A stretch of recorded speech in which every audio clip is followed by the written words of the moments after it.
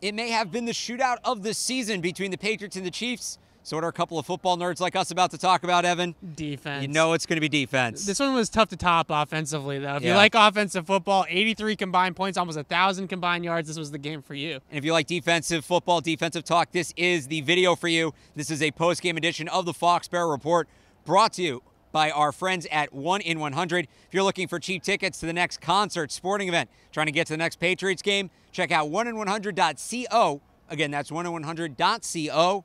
A chance to win tickets, all for the price of a slice of pizza. Evan, defensively, yes, not the best game. For the Patriots, though, started off great, especially in the red zone. The first half, they only allowed 9 points. That does mean they allowed 31 in the second half, and we will get to those 31 points. But in the first half, I thought the red zone defense is really what kind of allowed them to build that lead, right? In the first half, they were 0 for 5 in red zone opportunities. If you count fridge red zone inside New England's 25 instead of the 20, it's 5 extra So yards. we're just growing the red zone now, essentially, to prove our point. I think Belichick would agree with me that really the red zone, and today's football especially, starts inside the 30, because you know how good these offenses are and how good these skill players are.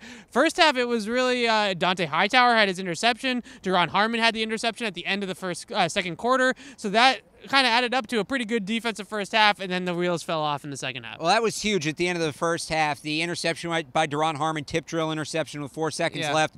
Bill Belichick talked about it after the game. That interception saved them anywhere from 3 to 7 points, and considering the Patriots won by 3, that ends up being a huge play. All these little red zone stops that they got, when you think about it in a 3-point game, they needed every single one of them. They needed every one of them, In the second half, the stops not so much. The Chiefs opened it up, and it's not necessarily like the Chiefs made any adjustments. Bill Belichick said, too, after the game, he couldn't really point out any adjustments that the Chiefs made. He couldn't notice anything, or at least wouldn't tell us anything they were doing differently. It was just scramble plays, broken plays, and mostly Tyreek Hill and Kareem Hunt getting behind the defense. Well, I thought what got Patrick Mahomes back in rhythm was the outside the pocket plays. And we talked about that all week, was limiting his space outside the pocket and how important it was to prevent him from throwing on the move. The touchdown to Kareem Hunt on Jason McCourty was a one outside the pocket where he gets outside and he's able to run that slingshot shortstop throw down the field almost 70 yards in the air on a dime. I mean, those are the types of plays that I think got him rolling. And from that point on, it was just a dam opening, and the Patriots couldn't stop it. Another big issue for the defense tonight, and it was a theme early on in the season when they were struggling, when they lost those games to Jacksonville and Detroit. The tackling not there. Tough night for Kyle Van Noy on the end. Missed a couple of tackles on third down. In the secondary, you had guys getting carried, players picking up yards after the catch.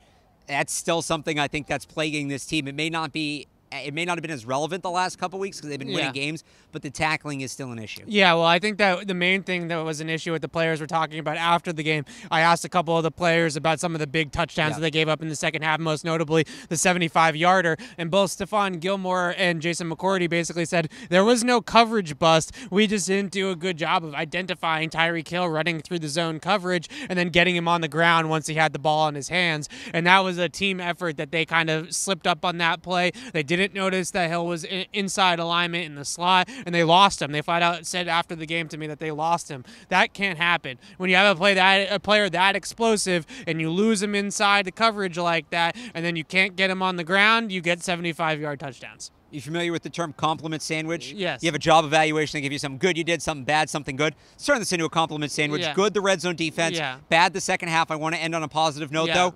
Travis Kelce got talked up a lot this week. They did a good job. You did not hear his name tonight. Yeah, they did a really good job against Kelce, but I think that the main thing is that the Patriots, from what I could see just, watching the game originally live, was that Travis Kelce was the guy that they were really focusing on stopping. I think that they saw kind of what we were talking about in the pregame, was that he's their possession receiver. He's their guy that moves the sticks and keeps the offense to sustain drives, and Tyreek Hill is the big play guy, obviously. So I think that they knew that if they took Kelce out of the game, it was going to be tough for them to sustain drives, and the only way that they were going to beat him was with the big plays. Unfortunately, in the second half, they just made them some big plays, and that's what got them. What did you think of the defense overall tonight? Were they good? Were they bad? Let us know in the comments down below or on Twitter at Patriots CLNS. This has been a post-game edition of the Foxboro Report, brought to you by 1 in 100. For Evan Lazar, I'm Alex Barth from Gillette Stadium for CLNS.